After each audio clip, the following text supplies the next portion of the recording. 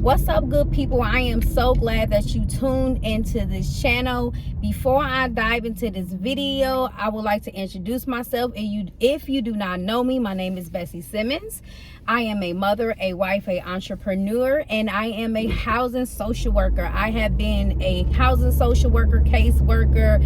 I have case managed all different type of housing programs, and today I am here to give you some tips and advice on where you can go to if you do not have any money to buy food. If you have not noticed, I'm quite sure a lot of us have noticed, especially struggling families and people who have low income, that the food prices are going up just like the gas prices are going up. So the first place where I would advise you to go to if you cannot afford to buy food is soup kitchens. Okay, at a lot of soup kitchens, most of them have food pantries where there is fresh food. I know a lot of people are against food pantries or might be against the soup kitchen, but y'all, some of them soup kitchens at some of these social service agencies and at some of the local churches have really fresh food, and I know they strive really hard to get donations and to provide people in the community with fresh food. So if you go to your if you Google online and you type in local soup kitchens in whatever city or state you're at, the list will come up nearest to you, and you can drive to those places to get hot food or to get oh, I like the camera right here where I'm at, and to also get food pantry items. Okay, now the reason why I'm advising you to go here, because a lot of times at the soup kitchen and at the food pantries, they have food like fresh food that you can get to or have access to that might be a little bit more expensive in the stores. Like a lot of those places have fresh milk, they might have fresh eggs, soups and fresh bread and deli meats and stuff to get you throughout the week until you get your next check or until your income rolls in or whatever your situation is. All these places that these listings that I give you are just like places like supplemental. It's just like public aid EBT card is just a supplement, you know, to help you to put food into your house when you can't afford to buy food.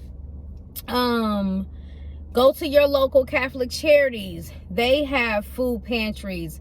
And another place that I'm going to advise you to go to is a place called St. Vincent de Paul, and some other Catholic churches and Baptist churches. It's all the local churches. Sometimes they not only have food pantries, but they have specific funding and programs available where they give families gift cards. I've seen the local church give Audi gift cards, Jules gift cards, Food for Less gift cards, and what other grocery store? Walmart gift cards for you to get food when you can't afford to buy food. Now, they don't give you like a whole bunch of money. They just give you enough to get by, which is all of our goal, is to find a place where we can get access to food or different type of food opportunities when we don't have money to, you know, to buy food. And some of these places, they give you gift cards based on the household size. Like each child might get $25 to $50 and each adult might get $25 to $50. So that's another place where you can go to when you don't have money to buy food. And don't be ashamed, you know what I'm saying?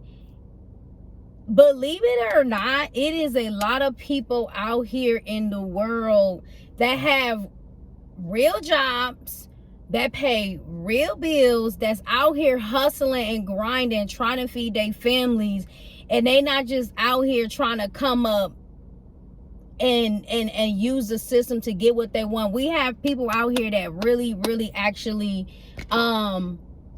need help. So don't be ashamed. Know that you are not alone. There's a lot of people out here in the world that can't feed their family. You know what I'm saying? Also, when you go to, I forgot this piece right here. When you go to like the local church or like the local food pantries, sometimes they have coffee. They got coffee pods. They have cream.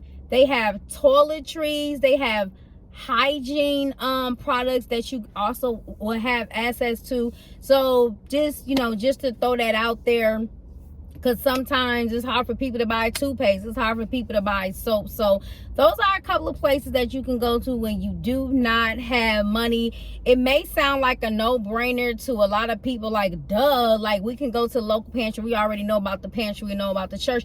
But believe it or not, I've been a social worker for a very long time. There are people out here who do not even know about the food pantry, who does not know about the local church. They do not know the services that they provide.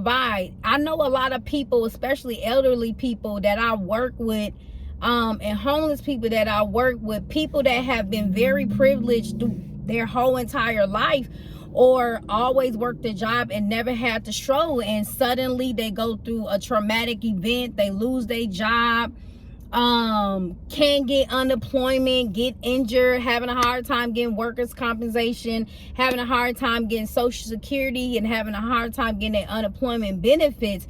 And it's just real hard. Just be mindful that everybody's situation is different. You know what I'm saying? It's a lot of people that are against social services and are against the government helping people. But if we didn't have those places available, then who gonna help the people? Right? Think about that. You never know. A lot of people was just one check away from being broke. You know what I'm saying? You just never know what can happen. So on my channel here, I don't shame people. I don't bash people, and I don't really rock with people that bash other people or belittle other people because they, going out here getting help and getting assistance, because you never know a person's story. I'm always on here giving my testimony about how I became homeless, or how I've struggled as a single mom doing hard times. And I've always worked my entire life. There has never been a season where I really sat down and decided not to work for not just any old reason. Anytime you ever see me not working, it's because I was either in school full-time, or I had issues finding a job that worked around my kids' school schedule. That's the only time. Other than that, I have always grinded.